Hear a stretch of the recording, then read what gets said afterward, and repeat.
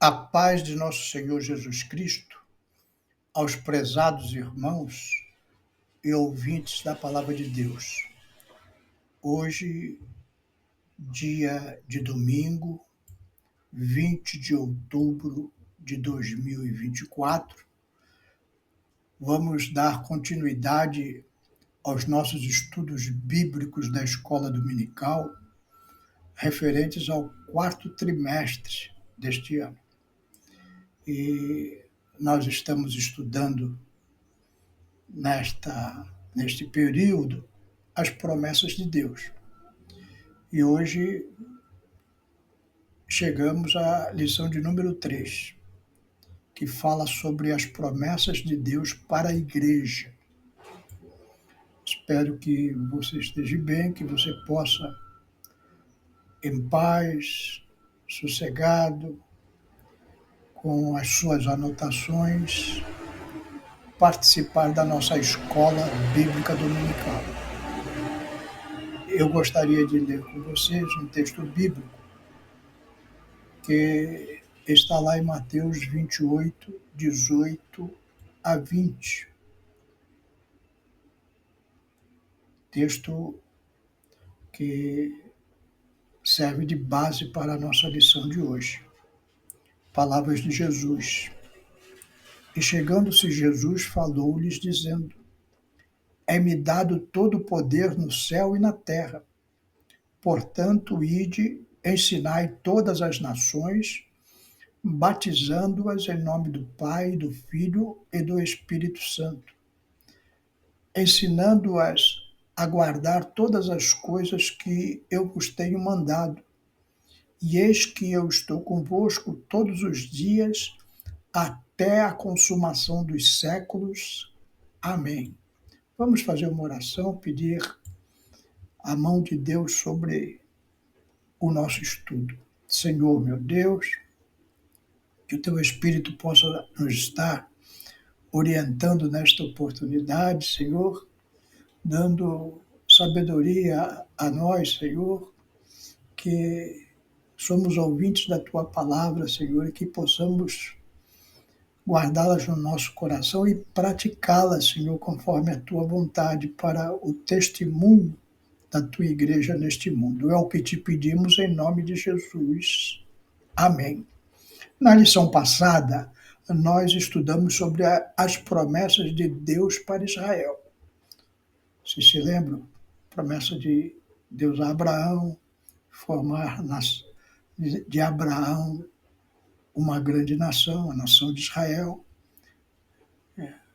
de abençoar todas as famílias da terra, e esta promessa foi cumprida com a vinda de nosso Senhor e Salvador Jesus Cristo.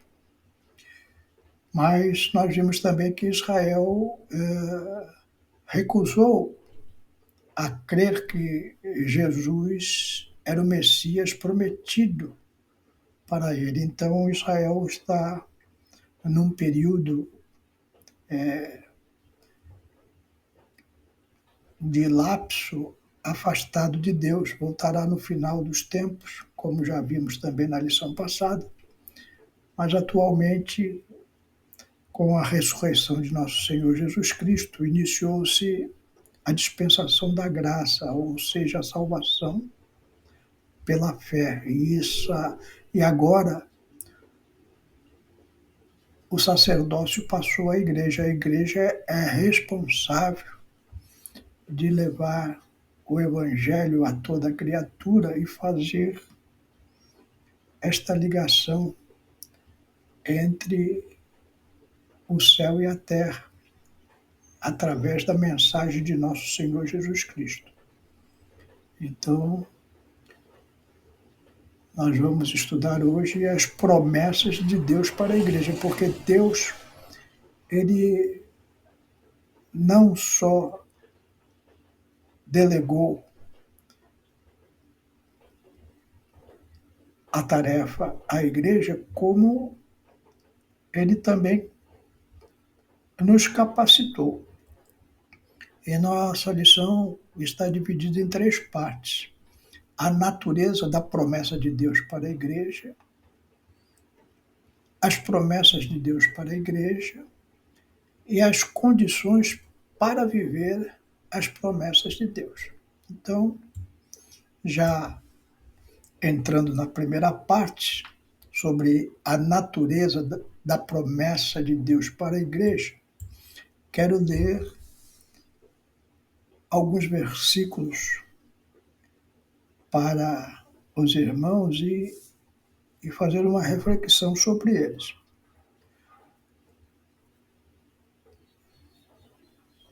Primeiro, a promessa de sinais sobrenaturais. Nós, pentecostais, cremos nas promessas desses sinais sobrenaturais para a atualidade.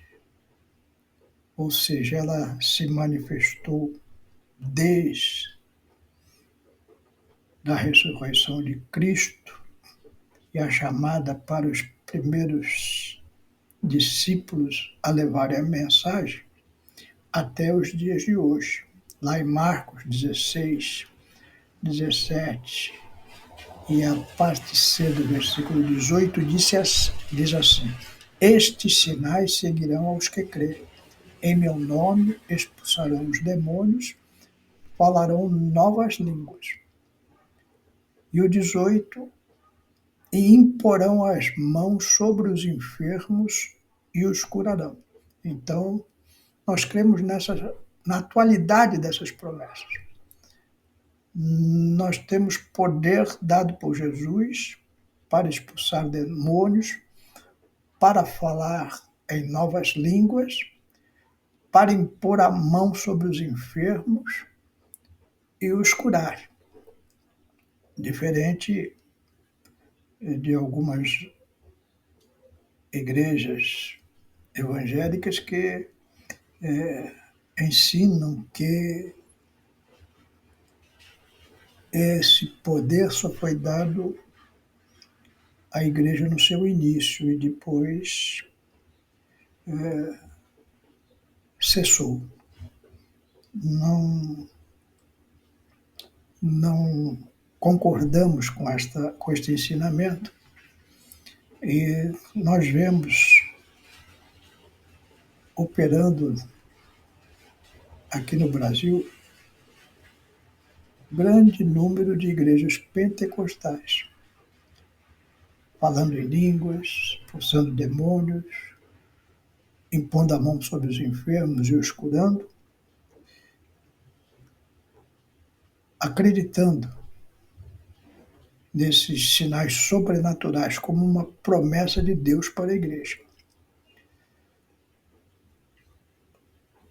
Uma segunda promessa de Deus para a igreja é a promessa de revestimento de poder, ou seja, capacitando para essas coisas. Lá em Atos 1 e 8, Jesus falou: mas recebereis a virtude do Espírito Santo, que há de vir sobre vós, e ser-me-eis testemunha, tanto em Jerusalém, como em toda a Judéia e Samaria, até os confins da terra. Então, o crente, ele prega na virtude do Espírito Santo. A palavra de Deus pregada, ela tem poder para tocar no coração do pecador, levá-lo ao arrependimento e sentir a necessidade de entregar a sua vida nas mãos de nosso Senhor Jesus Cristo. Isso é obra do Espírito Santo de Deus. Ninguém convence o homem do pecado, a não ser o Espírito Santo de Deus. Por isso a igreja prega a palavra. Nós cremos que a palavra de Deus tem poder, através do Espírito Santo de Deus, de fazer essa transformação no coração do ser humano. Há também promessas espirituais para uma instituição espiritual. Lá em 1 Coríntios, nós vemos a capacitação da igreja. 1 Coríntios 12, de 7 a 11. Diz assim: mas a manifestação do Espírito é dado a cada um para o que for útil, porque a um pelo Espírito é dada a palavra da sabedoria, e a outro pelo mesmo Espírito a palavra da ciência, e a outro pelo mesmo Espírito a fé, e a outro pelo mesmo Espírito os dons de curar, e a outro a operação de maravilhas, e a outro a profecia, a outro o dom de discernir espíritos, e a outro a variedade de línguas, e a outro a interpretação de línguas, mas um só é o mesmo Espírito, opera todas essas coisas, repartindo particularmente a cada um como quer. Então nós vemos a capacitação da igreja. A igreja é uma obra espiritual. Você se reúne num templo, lá existe uma comunidade que nós denominamos irmãos na fé.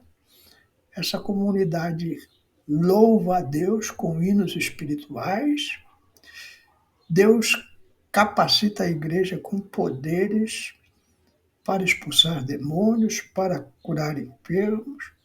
A pregação da palavra de Deus é inspirada por Deus e serve para a conversão de pessoas que desconhecem ainda o caminho da salvação. A pregação da palavra pelo Espírito Santo de Deus serve para a exortação da igreja na correção da sua vida espiritual. Então, embora seja uma associação como outras associações, ela difere-se no sentido de o que se entrega na igreja. É de ordem espiritual. Então, você, fazendo parte do corpo de Cristo, você pode gozar de todas as bênçãos celestiais que são manifestadas principalmente na igreja. Segunda parte da nossa lição fala sobre as promessas de Deus para a igreja. Então, são promessas tremendas. Primeiro, promessa de vida eterna. João 10 e 28. Dou-lhes a vida eterna e nunca hão de perecer, e ninguém as arrebatará da minha mão. Então, nós sabemos que temos a vida limitada aqui nesta terra.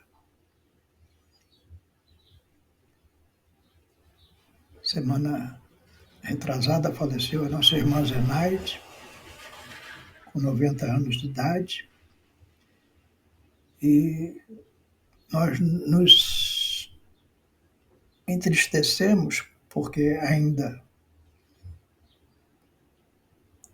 caminhamos neste mundo, mas, por outro lado, nos alegramos que sabemos que a nossa irmã está agora na presença do Senhor, porque se cumpriu na sua vida as palavras de Jesus de promessa de vida eterna. Então, um dia nós todos iremos encontrar a nossa irmã na glória para a alegria eterna. Segundo, promessa de poder. Lucas 24 e 49. E eis que sobre vós envio a promessa de meu Pai. Ficai, porém, na cidade de Jerusalém, até que do alto sejais revestido de poder. Então, como falamos anteriormente, a obra de Deus é uma obra espiritual e para isso nós precisamos de um poder sobrenatural. A igreja não age no natural, ela age no sobrenatural, porque ela é capacitada por Deus. E através dos milagres, da salvação das almas, da libertação do homem dos vícios, do pecado, da renovação de uma vida que antes estava vivendo em trevas e agora é uma nova criatura. Nós vemos o poder de Deus nas vidas.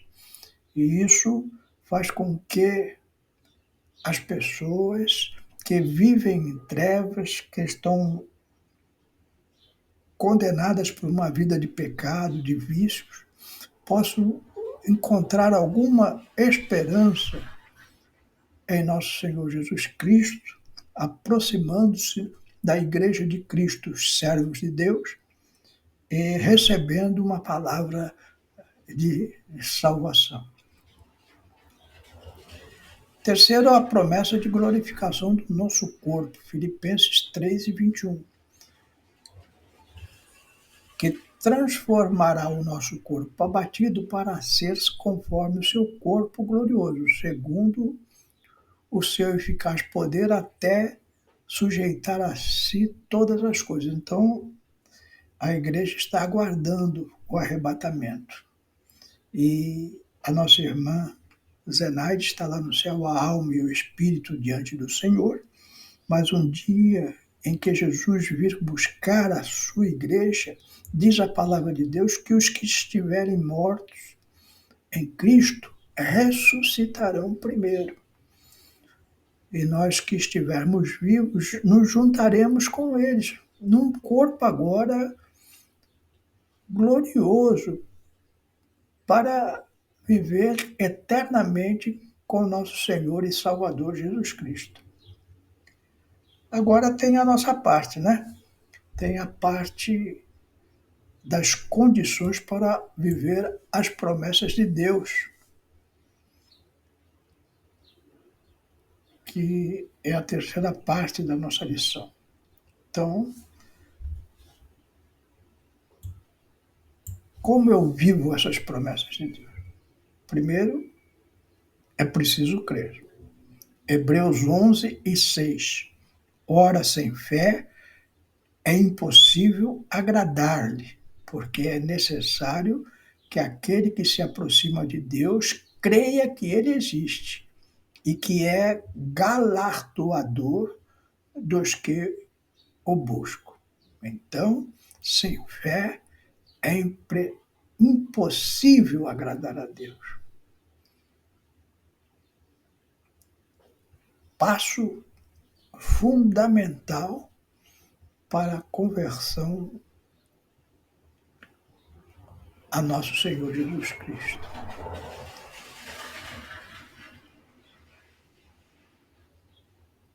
Um homem perguntou a Jesus: o que preciso fazer para ser salvo? Crê no Senhor Jesus e serás salvo tu e a tua casa. Depois de crermos, é preciso ser fiel. Apocalipse 2:10. Não temas das coisas que hás de padecer. Eis que o diabo lançará alguns de vós na prisão, para que sejais tentados, e tereis uma tribulação de 10 dias. Ser fiel até a morte, e dar-te-ei a coroa da vida. Então, o que Jesus está falando através do seu servo, apóstolo e profeta João, é que nem sempre as coisas vão ser uma maravilha para o crente. O inimigo, nosso adversário, vive ao derredor buscando a quem possa tragar. Então, a igreja passa lutas, tem tribulações, tem tristezas, tem perseguições. Mas Jesus nos consola falando assim: olha, não temas das coisas que vocês possam padecer. Não temas. Não fiquem com medo, meu irmão, minha irmã, das tribulações da vida. Porque O que importa para nós é ser fiel. Se nós formos fiéis até a morte, receberemos a coroa da vida. É promessa de Jesus para a igreja. Coisa tremenda. Sofremos muito, passamos muitas tribulações, mas a nossa fidelidade um dia vai ser recompensada. Estaremos diante de Jesus, no tribunal de Cristo, para recebermos o galardão, por termos guardado a fé até o final dos nossos dias. Terceiro, é preciso obedecer a Deus. Atos 5:29. Porém, respondendo Pedro e os apóstolos disseram: mais importa obedecer a Deus do que aos homens. Então, nós temos aqui uma colocação de Pedro, pelo Espírito Santo de Deus, importantíssima. Muitas vezes nós vamos ter que tomar decisões difíceis.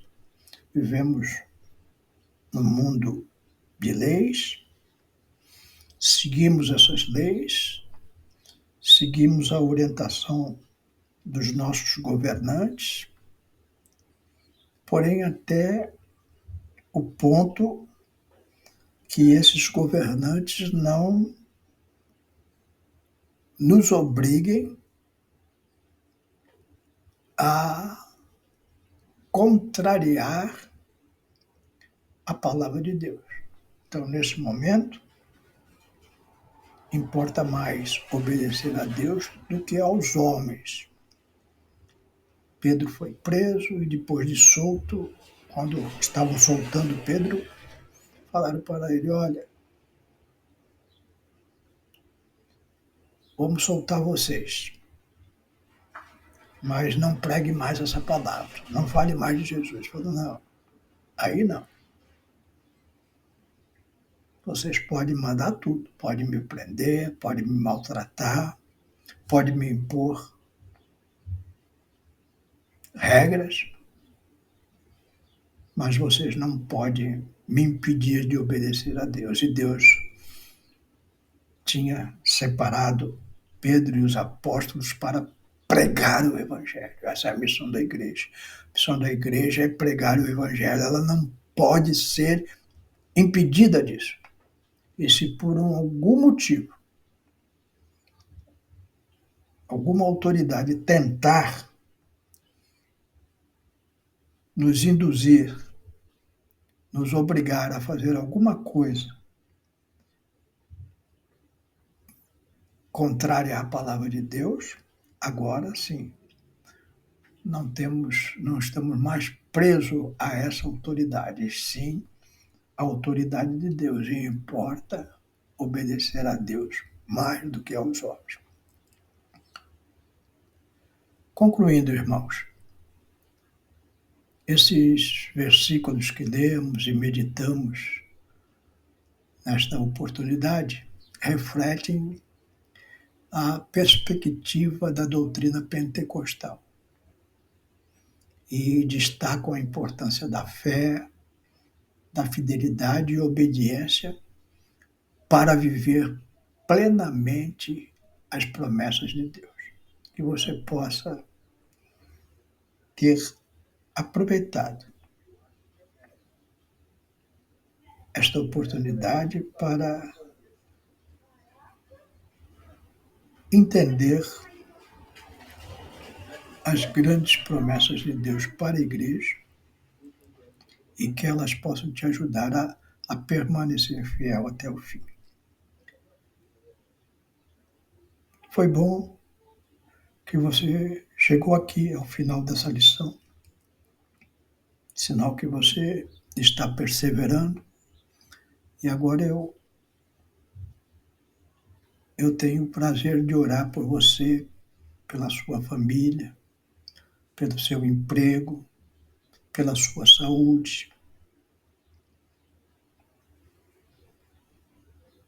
para que você possa viver uma vida plena, usufruindo das promessas de Deus. Vamos fazer uma oração juntos? Senhor meu Deus, te damos graças, Senhor, porque a tua palavra aviva os nossos corações. Te somos gratos, Senhor, pelas promessas ricas que tu tens para a tua igreja. Abençoa os teus servos que estão dando ouvidos à tua palavra. Abençoa a sua casa, a sua família. Guarda-os, Senhor. Ajuda os teus servos, pelo teu Santo Espírito, a pregar a salvação para os seus que ainda não entendem a palavra da verdade. Abençoa os teus servos nos seus empregos, nos seus negócios, Senhor, para que sejam bem-sucedidos, que não falte nada na despensa dos teus servos. Abençoa a saúde dos teus servos, Senhor, precisamos de saúde. Nosso corpo ainda se cansa, ainda padece, ainda sofre enfermidades, mas nós cremos que tu és o Senhor que nos cura, cura as enfermidades dos teus servos. Ajuda os teus servos, Senhor, pelo teu Santo Espírito, a permanecerem fiéis até o fim. É o que eu te peço e te agradeço em nome de Jesus. Amém.